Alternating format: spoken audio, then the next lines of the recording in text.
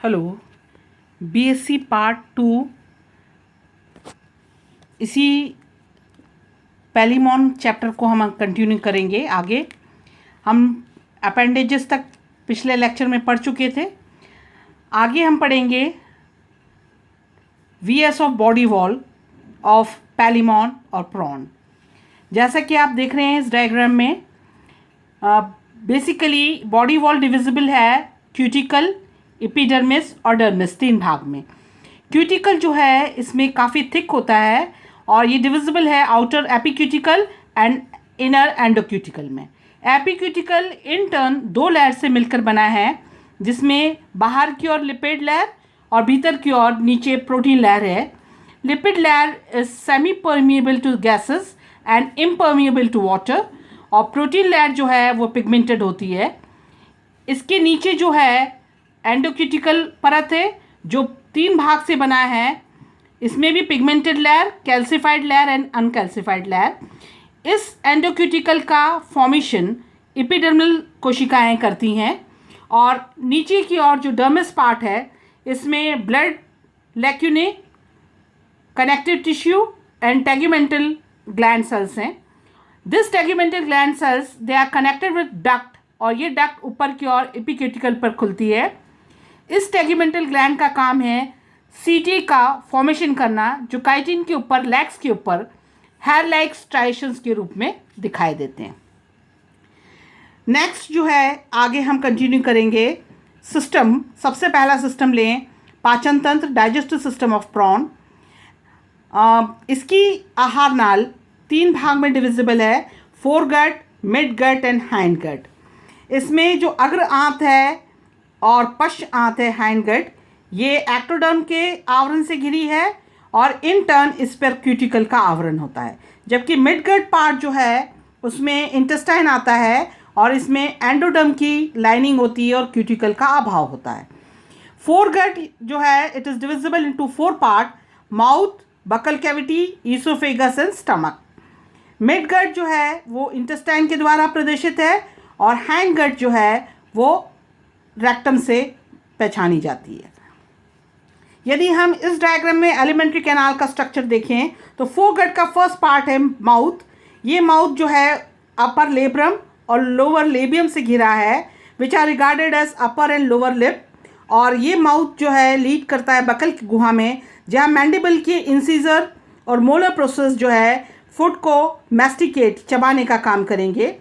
यहाँ पर ये बकल गुहा ईसोफेगस में खुलेगी और ईसोफेगस जो है ये भी डाइजेशन में पार्टिसिपेट करता है, भाग लेगा। ईसोफेगस आकर खुलेगा स्टमक में। स्टमक 2 भाग में डिविजिबल है, अग्र कार्डियक और पश्च पाइलोरिक पार्ट।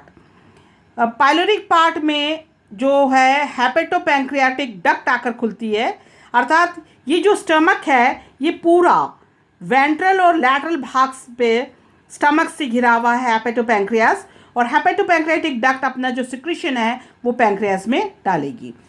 ये फोगट जो है वो आकर लीड करेगी मिड गट में, और मिड गट जो है वो इंटेस्टाइन के द्वारा पहचाना जाता है। मिड गट पूरे फ्लैक्सर और एक्सटेंसर मसल्स के बीच में प्रेजेंट है, और ये लीड करेगा हाइंड गट में, जिसका पार्ट है रेक्टम, और ये रेक्टम बल्बुलर स्ट्रक्चर है जो एनस से बाहर की ओर खुल जाएगा। यदि हम फिजियोलॉजी की बात करें तो सबसे पहले हिस्टोलॉजी की बात करेंगे।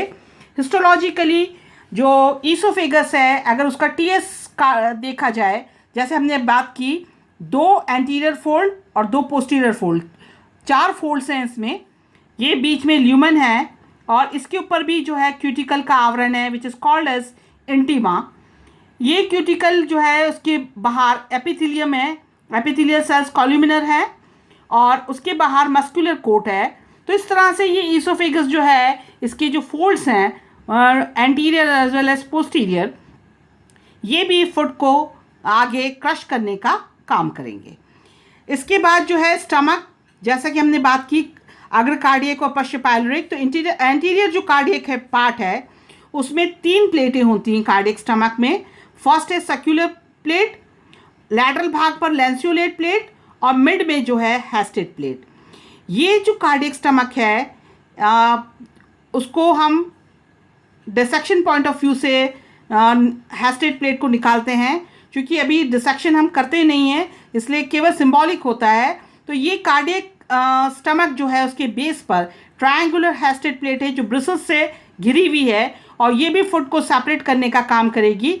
ये हैस्टेड प्लेट जो है गाइडिंग रिजिस से घिरी हुई हैं जो उसको सपोर्ट करेगी और ये कार्डियोपाइलोरिक अपर्चर के द्वारा जो है फिर नीचे की ओर पाइलोरिक में खुलेगी और पाइलोरिक इन टर्न आकर खुल जाएगा मिडगट में। तो यहाँ पर ये जो कार्डियक स्टमक है वो उसकी स्पेशलिटी है सर्कुलर प्लेट, लैंसुलेट प्लेट एंड हैस्टेड। हैस्टेड तो फुट को सेपरेट करेगी, लैंसुलेट जो है कार्डियक को कोलैप्स होने से, पिचकने से बचाएगी और सर्कुलर प्लेट जो है इसकी ओपनिंग को गार्ड करने का काम करेगी। कार्डियक स्टमक इन टर्न जब पाइलोरिक में खुलेगा तो उसके भी दो पार्ट हैं, एक है dorsal part and another is ventral part. Dorsal जब वेंट्रल में खुलेगा तब वेंट्रल जो है उसमें एक फिल्टर प्लेट जैसी रचना है जो भोजन को फिल्टर करने का काम करेगी और ये pyloric stomach then leads into midgut, midgut into hindgut and hindgut opens into exterior. यदि हम फिजियोलॉजी की बात करें इसमें तो प्रॉन जो है ये एक फिल्टर फीडर है जो अपना फूड है इसका वो पाइलोरिक में फिल्टर होने का काम करेगा पाइलोरिक स्टमक। और ये फूड जो है ओमनिवोरस है जिसमें बेसिकली इसका फूड है एल्गी, मॉस और स्मॉल इंसेक्ट्स, कुछ क्रस्टेशियन लार्वी हैं, इनके ऊपर ये फीड करता है। ये जो फूड है वो पहले एंटर करेगा माउथ से बकल कैविटी, ईसोफेगस में हमने क्या ही बताया जहाँ कि ये फूड्स जो हैं डाइजेशन में हेल्प करेंगे। ये आएगा पहले कार्डियक में, देन पाइलोरिक और हेपेटोपैंक्रियास, जैसे नाम से लग रहा है ये हेपेटोपैंक्रियास लिवर, पैंक्रियास और इंटेस्टाइन तीनों का काम करेगा। पैंक्रियास की तरह ये डाइजेस्टिव एंजाइम सीक्रेट करते हैं, लिवर की तरह ये फैट को ग्लाइकोजन में कन्वर्ट करते हैं और इंटेस्टाइन की तरह ये फूड का एब्सॉर्प्शन या अवशोषण करते हैं। तो तीन काम जो है ये हेपेटोपैंक्रियास करेंगे और ये हेपेटोपैंक्रियाटिक डक्ट पाइलोरिक स्टमक में आकर खुलेगी।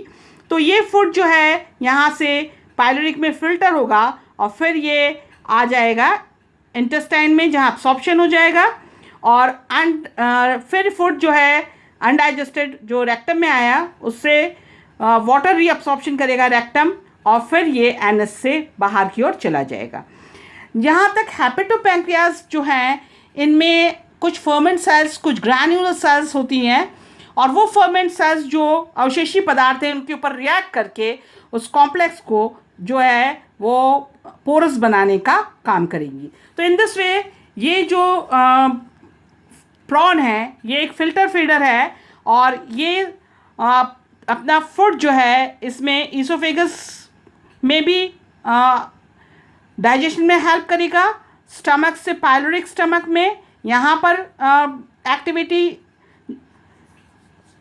ज़्यादा होगी और उसके बाद जो है ये हेपेटोपैंक्रियास जो है डाइजेशन की पूरी प्रोसेस को पूर्ण करेंगे जहाँ प्रोटीएस, अमाइलेज, लैपेस एक्टिव होके जटिल कार्बनिक को सरल में चेंज करेंगे और फिर अवशोषण का काम एब्सॉर्प्शन इंटेस्टाइन करेगा और अनडाइजेस्टेड पार्ट फूड जो है वो रेक्टम से एनस के द्वारा बाहर की ओर चला जाएगा।